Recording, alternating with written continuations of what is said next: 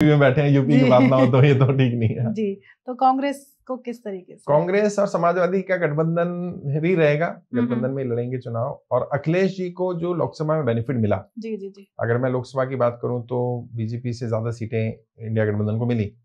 उसका बड़ा कारण रहा एक तो संविधान का मुद्दा, जी, दूसरा जातिगत आरक्षण का मुद्दा, दूसरा जो पीडीए का फॉर्मूला अखिलेश यादव जी ने दिया है वो इतना स्ट्रांग फॉर्मूला है कि उसकी काट बीजेपी के पास नहीं है।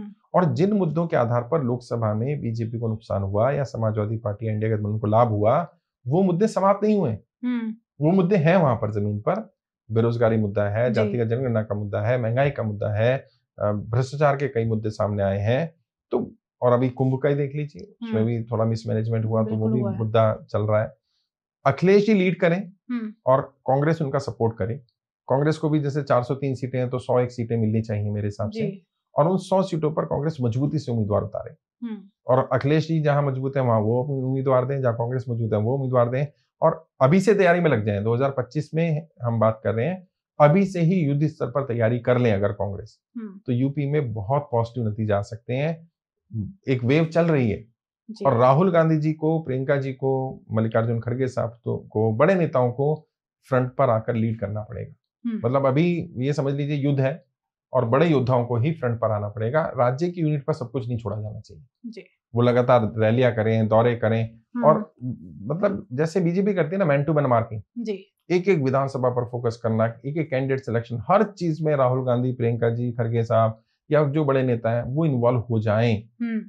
तो होगा क्या कि इससे कार्यकर्ता का मनोबल बढ़ता है कि मेरा नेता मेरे साथ खड़ा है, टाइमली मेरे पास आ गया है। लगातार रैलियां करें, लगातार पद यात्राएं करें, जैसे जैसे कार्यक्रम करने और अभी से तैयारी कर लें। तो मैं समझता हूँ 2027 में कांग्रेस और समाजवादी की संभावनाएं बनेंगी। और बीजेपी में इंटरनल कॉन्फ्लिक्ट भी है, योगी जी के साथ सेंटर का कुछ अनबन सुनने में आता रहता है, चल ही रहा है। उसका भी लाभ समाजवादी और कांग्रेस को मिल सकता है, लेकिन वो भी तभी मिलेगा लाभ जब वो उसका एक्चुअल में जाके काम करे। तो जैसे सुनने में आ रहा है पंजाब में इलेक्शन होंगे 2027 में, तो कांग्रेस की संभावना वहां पे ज्यादा बताई जा रही है। हाँ बिल्कुल बताया जा रहा है। मैंने भी तो बोला, देखिए आम आदमी पार्टी का जो डाउनफॉल शुरू हुआ है दिल्ली में, पतन तो नहीं कहेंगे लेकिन पतन की शुरुआत हो गई है। अरविंद केजरीवाल जी जिस दिन नतीजे आए, देखिए 8 तारीख को नतीजे आए थे, 8 फरवरी को, और अभी मार्च चल रहा है, तो लगभग 1 महीना हो गया। 1 महीने से अरविंद केजरीवाल गायब है, नजर नहीं आ रहे हैं। इतना बड़ा सदमा उनको लगा है क्योंकि उन्हें उम्मीद ही नहीं थी सत्ता चली जाएगी। और अब वो राज्यसभा जाने की कोशिश करें, जो मैंने भी कहा था कि अब उनके पास, क्योंकि कुछ लोग सत्ताजीवी होते हैं, वो सत्ता के बिना जिंदा नहीं रह सकते। अरविंद केजरीवाल उन्हीं में से हैं। और इतिहास है भारत का, अगर कोई नेता सत्ता से लंबे समय तक बाहर रहा है तो फिर वापसी कर पाना मुश्किल हो जाता है। तो उन्हें अपनी पार्टी को बचाना है, खुद को बचाना है, अपने अस्तित्व को बचाना है, तो उन्हें सत्ता तो चाहिए। जी बिल्कुल चाहिए। अब सत्ता उनके पास क्या है? पंजाब है। पंजाब के मुख्यमंत्री बन नहीं सकते क्योंकि पंजाब ऐसा स्टेट नहीं है कि वहां आप जाकर मुख्यमंत्री बन जाए, वो एक्सेप्ट ही नहीं करेंगे, एमएलए ही नहीं करेंगे पहली बात तो, और कर भी लिया तो उनके खिलाफ विद्रोह हो जाएगा। दूसरी बात यह है कि सांसद बन जाते हैं राज्यसभा से तो 6 साल का उन्हें टेन्योर मिल जाएगा। फिर अभी मुकदमे भी चल रहे हैं।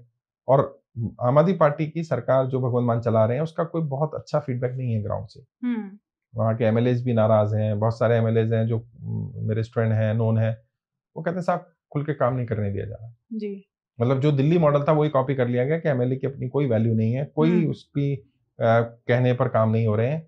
और जब एमएलए के कहने पर काम नहीं होंगे तो एमएलए के पास कोई कमाई का साधन भी नहीं होगा। जब कमाई का साधन नहीं होगा, एमएलए की चल ही नहीं रही है, तो एमएलए अपनी जेब से पैसा लगाएगा नहीं क्योंकि ज्यादातर गरीब है।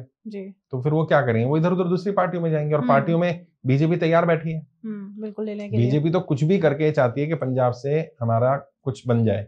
3 एमएलए उनके पास पंजाब में, वो पंजाब में आ ही नहीं पा रहे कभी सत्ता में, तो चाह रहे कुछ भी करके हमारे 50 एक हो जाए, कम से कम मजबूत हो जाए।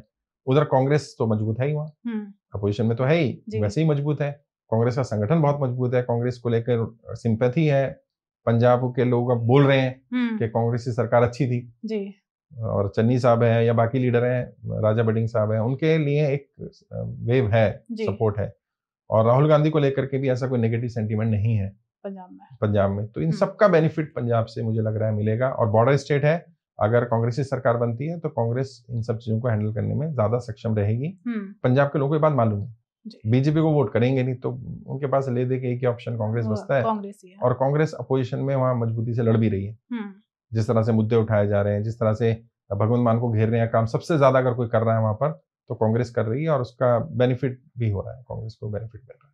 तो सर जैसे अब हम, क्योंकि पॉडकास्ट राजनीति को लेके चर्चा चल ही रही है, तो आपको भी पता है कि ये एक दिन नहीं तो काफी लंबा, और कांग्रेस तो ऐसा समुद्र है, उसके बारे में तो आप जितने मर्जी देर बात कर सकते हैं। तो वही है कि हम थोड़ा थोड़ा आपसे हमारा रिक्वेस्ट करेंगे, आइए थोड़ा थोड़ा जो भी राजनीति जरूर से हम रिलेटेड है वो बिल्कुल बात हमारी करेंगे। जनता को बताइए। कोई ऐसा मैसेज जो जनता इस टाइम हमें देख रही है उसको आप देना चाहेंगे?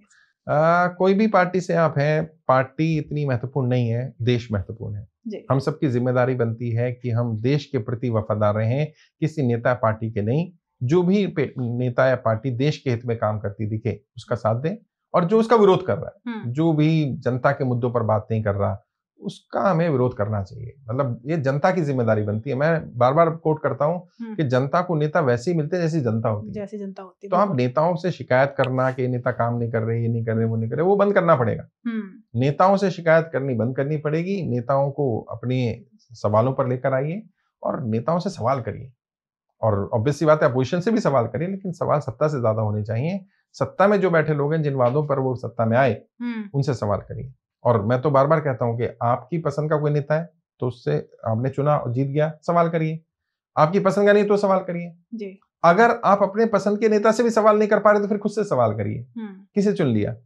अपने सर पर किसको बैठा लिया कि जिसने आपकी अभिव्यक्ति की आजादी भी छीन ली? तो स्वतंत्रता का जो देश में अधिकार है, संविधान ने, बाबा साहब अम्बेडकर के संविधान ने हमें अधिकार दिया, उसका उपयोग करें। सवाल करें नेताओं से। नेता जो आपको ठीक लगे उसको वोट करें। राजनीति में पार्टिसिपेट करें। और पार्टी या ये सब चीजें ज्यादा इंपॉर्टेंट नहीं होती हैं। इंपॉर्टेंट होती है हमारा अपना सोच, अपने विचार, हमारा देश, हमारा राज्य, हमारी कॉन्स्टिट्यूंसी। उसके हित में जो काम करें, हमें उसका साथ देना चाहिए। बिल्कुल सही बात है।